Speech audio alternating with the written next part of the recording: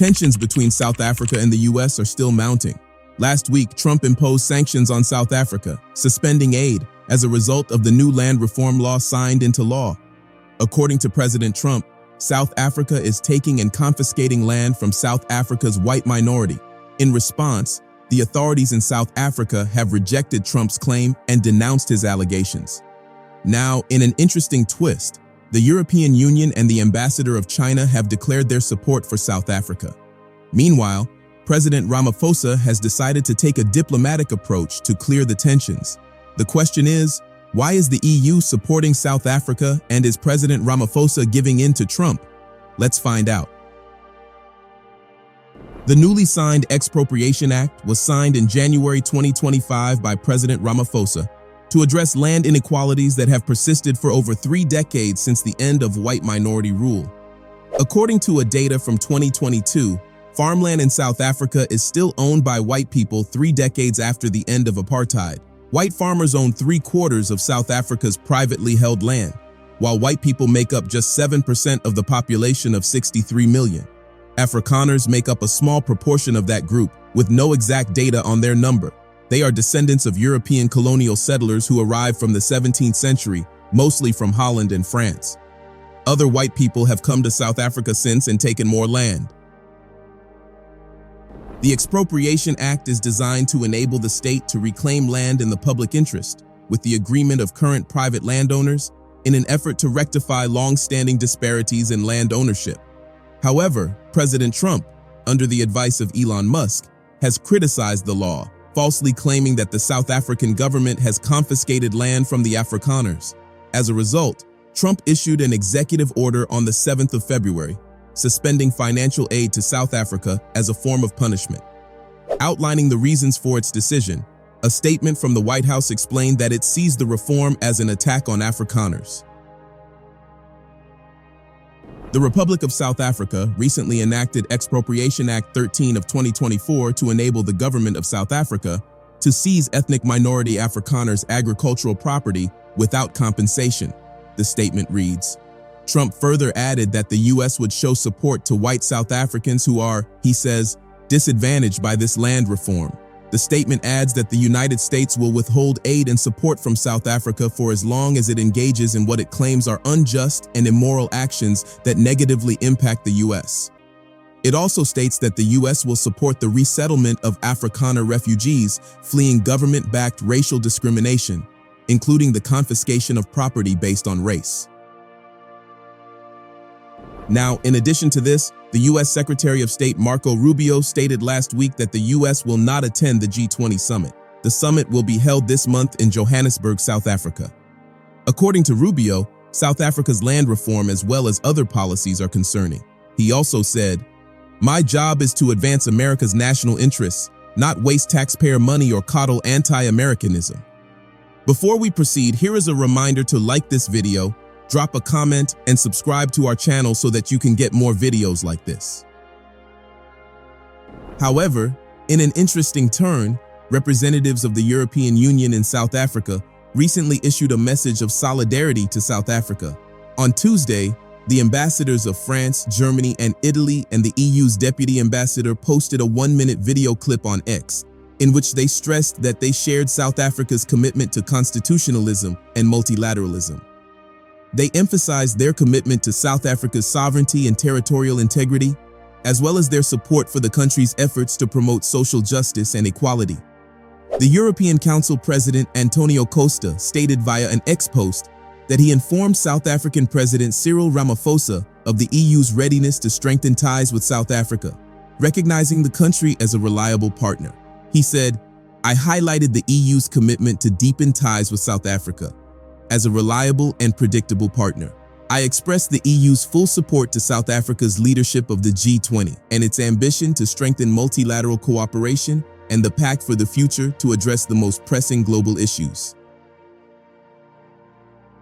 In a video shared on X, the ambassadors of Germany, Italy, and France also expressed their unilateral support for South Africa. Germany's ambassador to South Africa, Andreas Peschke, stated that both countries shared many parallels and common values. Alberto Vecchi, Italy's ambassador to South Africa, highlighted the shared commitment both nations have to multilateralism, equity, and global justice. France's ambassador, David Martinon, also expressed support for South Africa, emphasizing that both countries cherish their constitutions and uphold the principles of a non-racist, non-sexist democracy. Additionally, the EU delegate and deputy ambassador, Pecho Ruiz, reiterated the shared belief in solidarity, equality, and sustainability principles. As South Africa's most important trading partner and investment partner, we partnered in values so you can rely on the European Union and its member states, Ruiz said. But it wasn't just countries from Europe that expressed their support to South Africa. The Chinese ambassador to South Africa, Wu Peng, also reaffirmed his country's commitment to strengthening bilateral ties with South Africa. In a post on X, Wu highlighted that China-South Africa trade reached $52.5 billion in 2024, accounting for 18% of total China-Africa trade. He further noted that South Africa maintained a trade surplus of $8.83 billion with China. The ambassador also confirmed Chinese Foreign Minister Wang Yi's attendance at the G20 Foreign Ministers meeting in Johannesburg. With all this, it is pretty much clear that South Africa has the support of a number of countries against the United States. Now, we can understand China expressing its support for South Africa against the US, given the fact that both South Africa and China are members of BRICS. But why would the European Union, supposedly an ally of the United States, stand against the US for South Africa? Well, in our opinion, the answer lies in the actions of President Trump. For decades, the European Union has been content to follow the lead of the United States. When the US declared Russia as an enemy, the European Union followed suit. And when the US declared China as its biggest rival, the European Union followed suit as well. However, for some reason, especially during President Biden's term, some members of the European Union, such as Italy and France, has been clamoring to find their own path, independent of the United States. President Trump has, however, accelerated this clamor, given the fact that Trump has proven that he would treat both rivals and allies in the same way. As you know, Trump has been throwing tariffs left, right, and center. But it's not just on rivals like China, but surprisingly on allies such as Mexico and Canada. But that's not all. In his bid to implement his America First policy, Trump has shown that the US is not ready to work with other global organizations. He withdrew from the Paris Agreement and the World Health Organization and also suspended US aid. For the European Union, the US is a bully that thinks only about itself. So you can see why it was very easy for them to stand with South Africa. In addition to this, University of KwaZulu-Natal international relations expert Dr. Lubna Nadvi said support from EU countries, including France, Germany, and Italy, stemmed from the fact that they were aware the accusations leveled by US President Donald Trump were baseless. The international community is meant to be a family of nations and should support each other on key issues.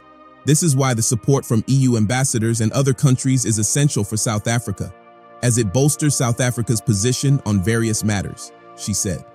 Now, in response to Trump's attack, the South African President, Cyril Ramaphosa, has decided to launch a major international campaign to clarify his policy.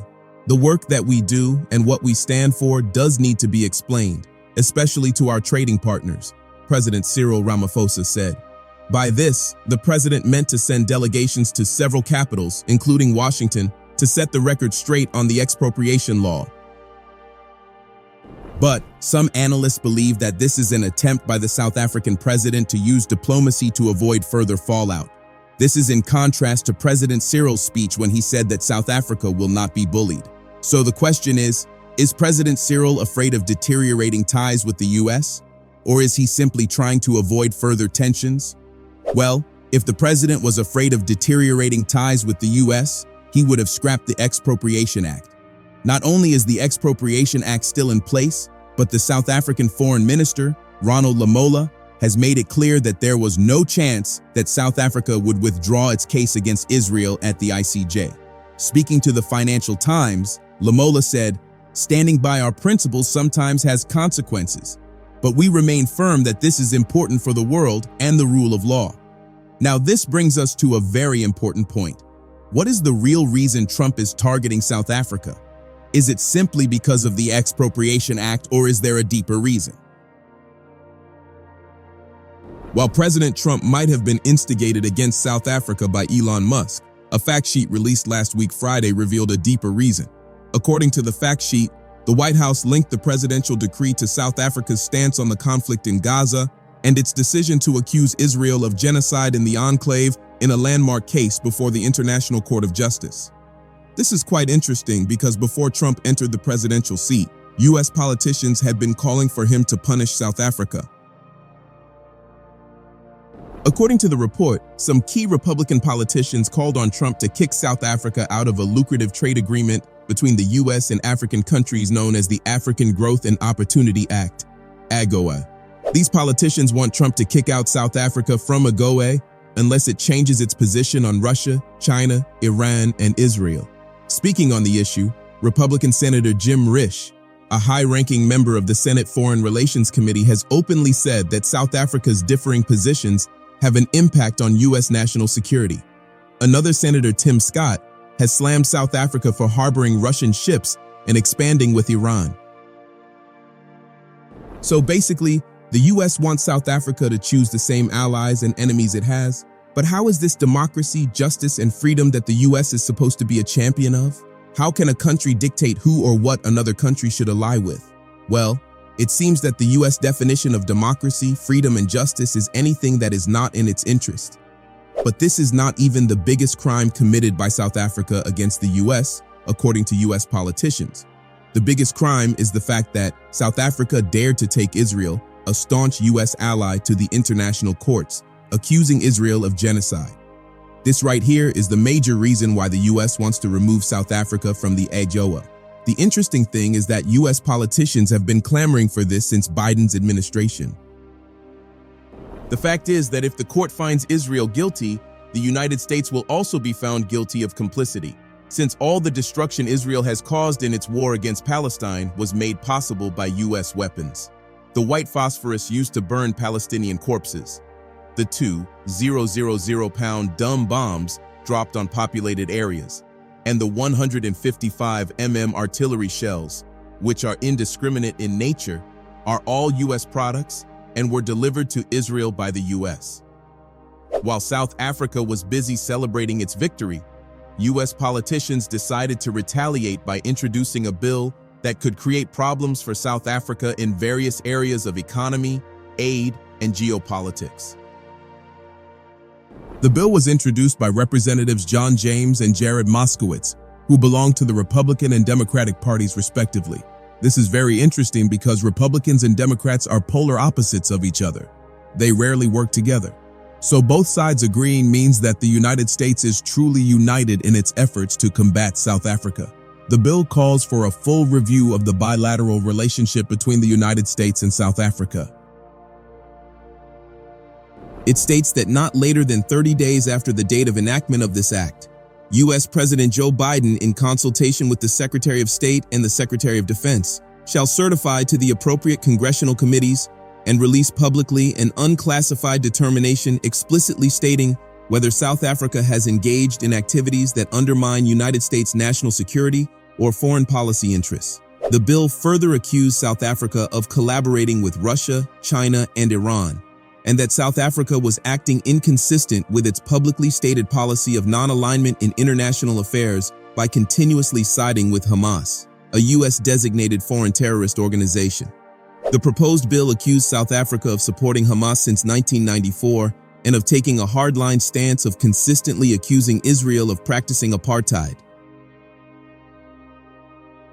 The U.S. congressman who proposed the bill accused the South African government and ANC leaders of blaming Israel for provoking the attack on October 7th and said they had made a variety of anti-Semitic and anti-Israel related statements. ANC spokesperson Malengi Bengu Motsili said the attack was not surprising and was accused of defending Hamas, while President Cyril Ramaphosa was criticized for accusing Israel of genocide. South African Foreign Minister Naledi Pandor has also not escaped the accusations. She has been accused of calling Hamas leader Ismail Haniyeh and meeting with Iranian government leaders days after the attack. So is the U.S. trying to imply that South Africa conspired with Hamas to attack Israel? Frankly, that is wrong. Now, in addition to condemning cooperation with Hamas, the bill also highlights how South Africa has deepened its ties with Russia and China in recent years. He asserted that South Africa has sent several high-level official delegations to Russia to foster political, intelligence, and military cooperation. It also adds that South Africa and the ANC's relationship with the Chinese government and its ruling Chinese Communist Party, CCP, which is committing gross violations of human rights in the Xinjiang province and implementing economically coercive tactics around the globe, undermines South Africa's democratic constitutional system of governance. These acts include what it says are ongoing ANC and CCP inter-party cooperation, including the recruitment of former United States and NATO fighter pilots to train Chinese People's Liberation Army pilots at the Test Flying Academy of South Africa. South Africa's hosting of 6 Chinese government-backed and CCP-linked Confucius Institutes. South Africa's participation in a political training school in Tanzania funded by the Chinese Communist Party. Cooperation with the Chinese Global Belt and Road Initiative. And the widespread presence in South Africa's media and technology sectors of PRC state-linked firms. Now, isn't it interesting that just a few weeks after Trump became president, South Africa has been targeted by Trump? And given the fact that South Africa has no plans of dropping the case, it is clear that the tensions between both countries will not be dropping anytime soon. What are your thoughts? Let us know in the comments section below. Don't forget to like this video, drop a comment, and share.